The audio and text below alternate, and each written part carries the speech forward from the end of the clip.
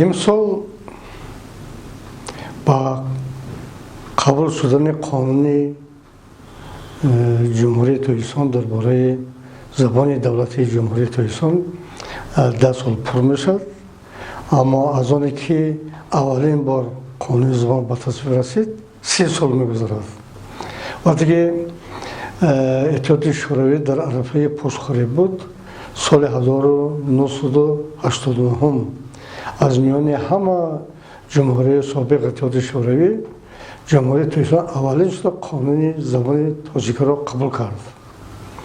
این قانون تا سال 2009 در استفاده بود، اما از بس که از بین 20 سال گذشت و استقلالات ما خیلی مستحکم شد، روسای سخت سر ما گذاشتند و بسیار ماده های قانون اول دیگر به کار نمی آمدند. خصوصا در قانون اول زبان روسی زبان تاجیکی هر دو برابر مقام دولتی داشتند و در این 20 سالی که گذشت هرچند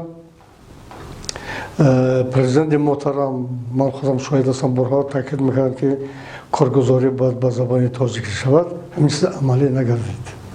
زیرا ما با همین کارگزاری و گفتگوهای روسی عادت کرده بودیم. در دوره که ما جوان بودیم همه مجلس های ما، همه انجمن های ما با زبان روسی میگذشت. حتی در همین اتحادیه نویسندگان که اینجا باید سرچشمه ناب زبان تاجیکی باشد، دو سه تا نویسنده روسی داشتیم، مجلس های ما با زبان روسی میگذشت. برای همین سال 2009 پرزیدنت محترم با استفاده از حقوق قانونگذاری خودشان با پارلمان تاجیکستان لایحه قانون جمهوری تویسان درباره زبان دولتی تاجیکستان را پیشنهاد کردند. من برای این مفصل میگم که من همان وقت وکیل پارلمان بودم و همین لایحه با کمیته ما آمد که کمیته ما کمیته علم، کمیته فرهنگ، کمیته جانها نام داشت.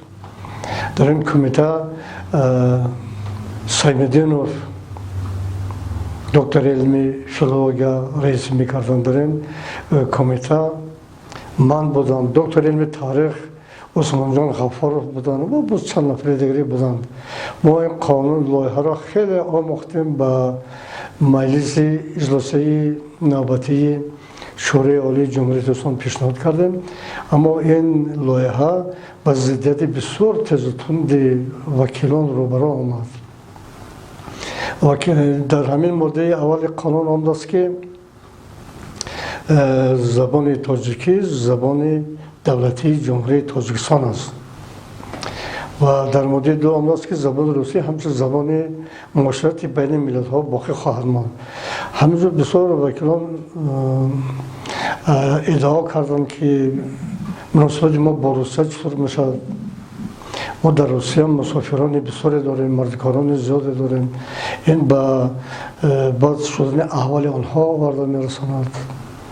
خلاصه همین که آنها ضد بودند که فقط زبان تاجیکی زبان دولتی باشد، یعنی در برابر زبان تاجیکی زبان روسی هم زبان دولتی باشد.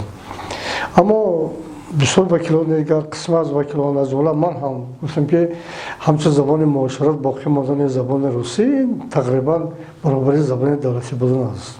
فقط ما میخوایم که کارگزاری ما به زبان تاجیکی باشد. همچون که پرزیدنت محترم ما بارها ذکر کرده، این زبان باید زبان علم باشد، زبان اقتصاد باشد، زبان سیاست باشد.